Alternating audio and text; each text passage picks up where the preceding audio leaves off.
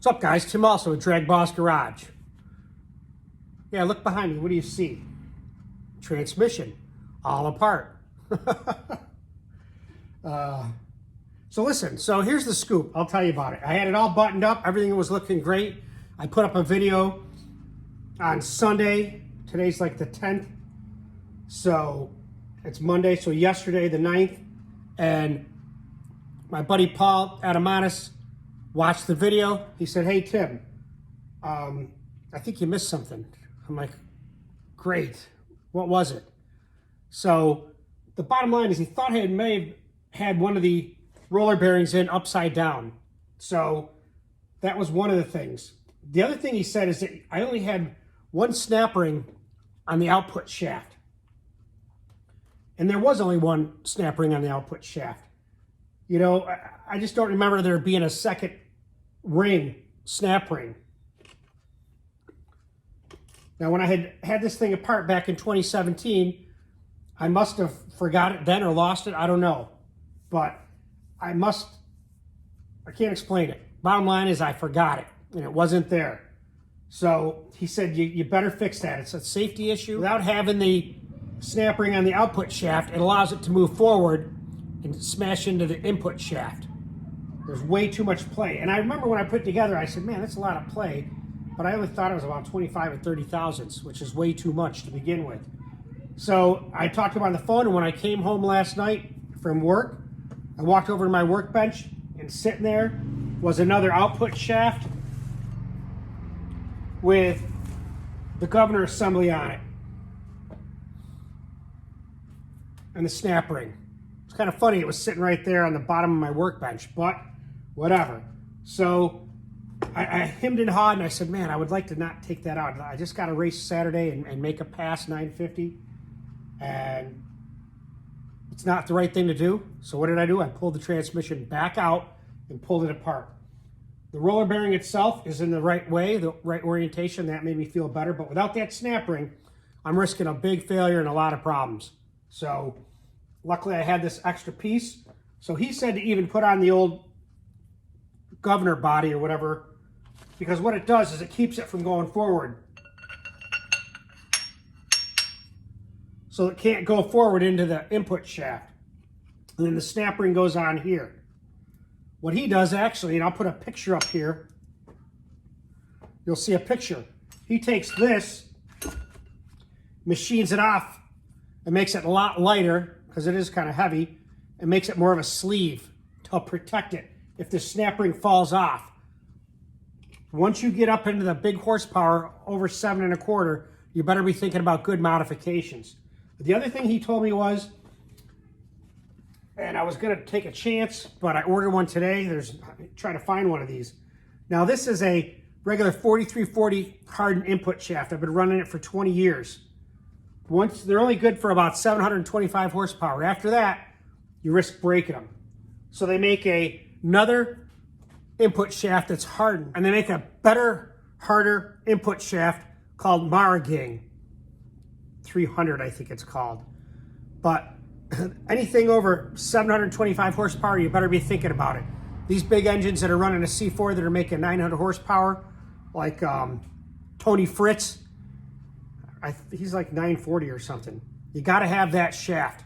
And to try to find one nowadays with the C4 parts, luckily I found one in California, so it should be here on Thursday. I said, now that I'm fixing this output shaft, I might as well invest in a good part and not have to worry.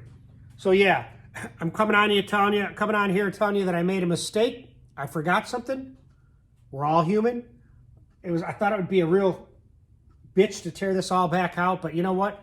I'll tell you, the headers on my car are so unbelievable compared to what they were. I can have them off in about 18 minutes.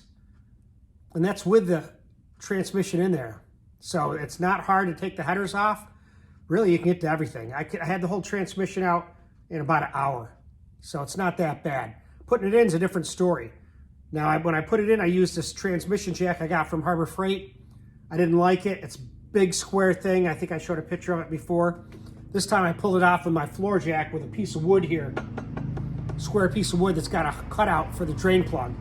Problem is, it's so front heavy the way it is. When I got it down, it kind of tipped off the jack onto the floor. I said, you know what, I got to try something different. So I'm going to try one of the better jack mounts made for removing a transmission on a floor jack, because it's just the way they are, a little more stable. It'll hold it up a little bit better. So anyway, so that's what I'm doing. I clean this all up. We got this on here. Now we'll put the snap ring back on. It's hard to believe all this for this. You know, we had thought about that roller bearing being wrong too, but luckily it wasn't. That made me feel better.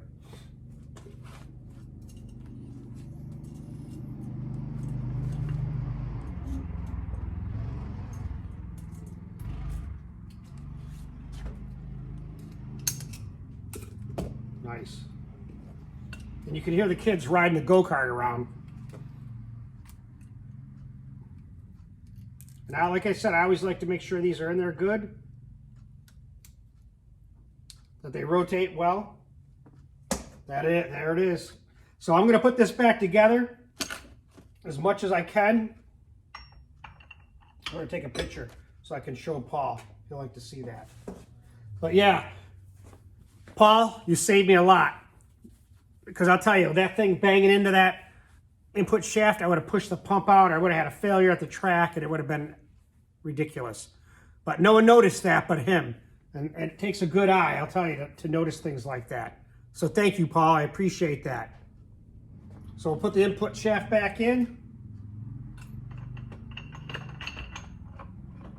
Now I took the rings off the governor here, so they're not going to do anything and rub. But I'll tell you, the way I see that, I definitely want to get a transmission done by him. So, but he doesn't do a lot of them. And there's not a lot of parts out there, I'm telling you, for this stuff. I don't know if I can see this without a light, but let's see.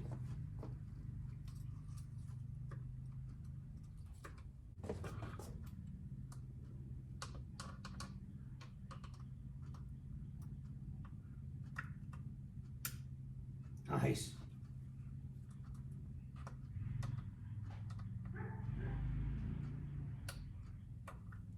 Like I said, I like to make sure that thing's on there around the whole thing.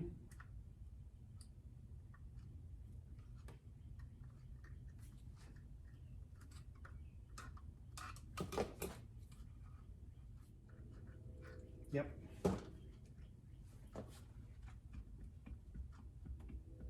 Oh yeah. Damn. That's what I'm talking about. There's like hardly any movement. Thanks, Paul. Thanks for saving me. So pay attention to that stuff. I'm telling you, what a difference.